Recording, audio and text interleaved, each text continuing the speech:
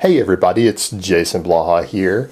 I did my video the other day about Jeff's side back on Monday, and it raised an interesting question. I've had a number of people ask me if I would clarify the points about delt dominant benching and bringing up your chest and how to actually recruit your chest better when you're doing an assortment of presses.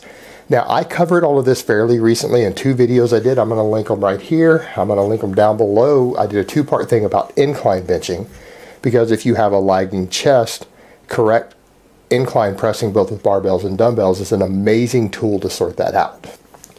But like with any other press, it is the execution of the movements. Now, people like to use the terms mind-muscle connection, and I hate that. Mind-muscle connection just means that you've learned to move your body and your muscles and your bones through the proper range of motion and tempo in order to really feel and stimulate that muscle. But that is what we are talking about here. Now, the basics, what you need to know, I will recap the basics from those videos. If you bench press regularly and you're doing it correctly, you shouldn't really have a lagging chest for most people unless it's just a genetic issue, so you need extra focus on it. Mistakes people make are that they don't get pulled back correctly into scapular retraction. And the best way to do that is to set your traps on the bench, not your back. Get your shoulder blades pinched together, even pinch your arms up a little bit. Get your traps tight, scapula pinched together, set those on the bench. They should never come apart when you are bench pressing unless you are a power lifter. I would say if you are not a competitive power lifter who needs maximum lockout strength, your scapula should never come apart, but they should still be ultra tight at the bottom. If you're doing it purely for chest hypertrophy, you need to keep them as tightly retracted as you can, even at the lockout, so that your bench looks like this. The other mistake people make there with barbell work is that they touch and go where they bounce. You need to come down and pause. You should never do touch and go benching if your chest is lagging. You need to let the bar sink into your chest. Sink deep in with your scapula pulled all the way back. You should let it sink in almost till it hurts. You should not try to stop the bar an inch off or do any touch and go or bouncing or any of that. If you do, that is why your chest is lagging on the bench press. With dumbbells, we run into the same issue. People want to flare them way out wide, which fucks your shoulders up.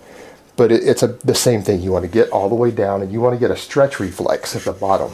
So when you're doing any sort of dumbbell benching, it's the same thing. You want a fuller range of motion than you normally have with a barbell. That's the primary advantage that dumbbells offer. In fact, I would say that's the only real advantage they offer, is they let you come deeper down here so that you can get that deeper stretch at the bottom. But it's the same thing. It's all about keeping the scapula retracted and working the bottom of the movement, putting your efforts there, and really making sure that you get that deep stretch and a full range of motion at the bottom.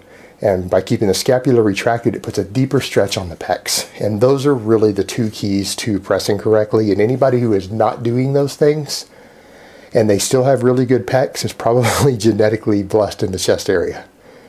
And if you do have a lagging chest, I can almost guarantee you 9 out of 10 times that it is one of those issues. Either you do not have the scapula retracted, or you're not focusing enough on the bottom of the movement, either pausing and getting in deep with the barbell or getting that deep stretch at the bottom with a dumbbell.